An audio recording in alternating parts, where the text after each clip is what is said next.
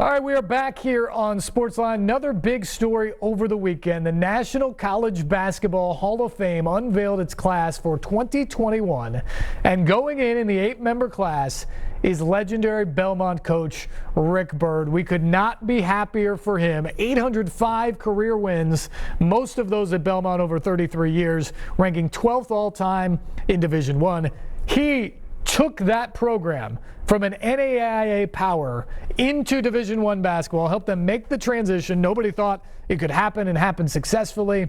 And then they became a mid-major power, going to 8 NCAA tournaments, 17 conference championships between the regular season and conference tournaments. They went from the ASUN to the OVC. It didn't matter. They were still good. So good that in his final season, they got an at-large bid to the NCAA tournament and even won a game in the big dance. And now just over a year later, Rick Byrd enshrined in the College Basketball Hall of Fame. And I had the pleasure to catch up with Coach Byrd Sunday night after the announcement.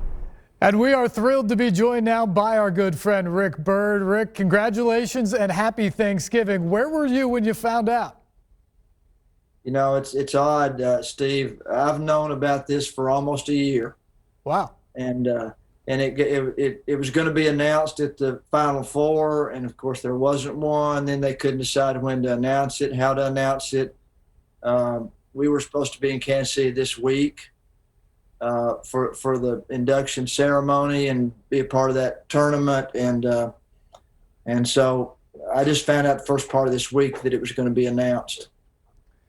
Well, you're pretty good at keeping a secret, for one. You're already in the Tennessee Sports Hall of Fame and the Naismith Hall of Fame. But what's it mean now to have your name right there next to some of the greatest ever to do it in college basketball, where you've dedicated pretty much your entire adult life?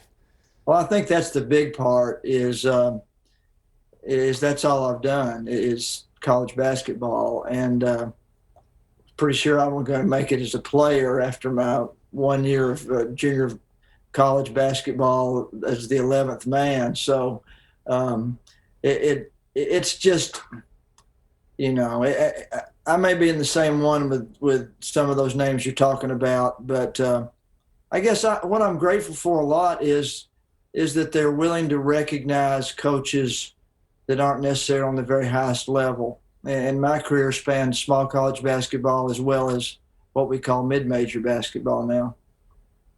Yeah, well, you did it well at all those levels. And I know this afternoon when we put out the first statements here through NewsChannel 5 and the announcements came flowing in, how much outpouring of support and congratulations came my way towards you.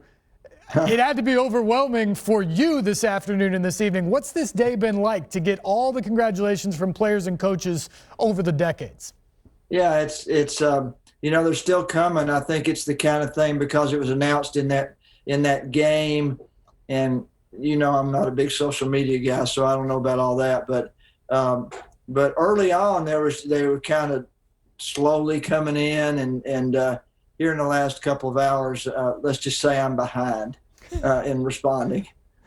Yeah, I'm sure that's true. 805 wins, all the conference titles and tournament trips, and you graduated all your players. What are you most proud of, Rick?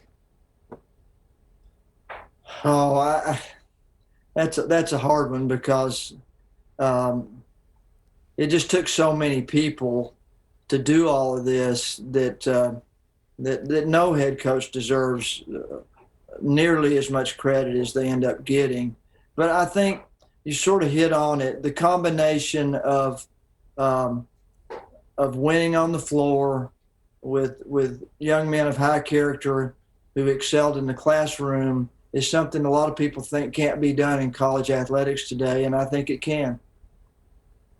Well, you certainly did that. Knowing you, I'm pretty sure you're enjoying retired life right now, but have you given any thought of what it would be like to still be coaching in this current climate, given everything that's happened over the last 8 or 9 months? Sure. Every time I think about it, it lasts about 5 seconds. And it's tough. It's tough for all these coaches and players that are having to deal with all the necessary protocols and the uncertainty of all this. You know, it's going to be a season, and somebody's going to end up making the NCAA tournament. but kind of like all the major league stuff, it's not really the same kind of championship. It's not the same kind of season. We're all just glad to watch it. And hopefully, in the next 5 or 6 months, we're out of this. Amen to that. Rick Byrd, great to catch up with you. Great to see you, even virtually tonight. And congratulations, an honor well deserved. Well, thanks for having me on, Steve. See you.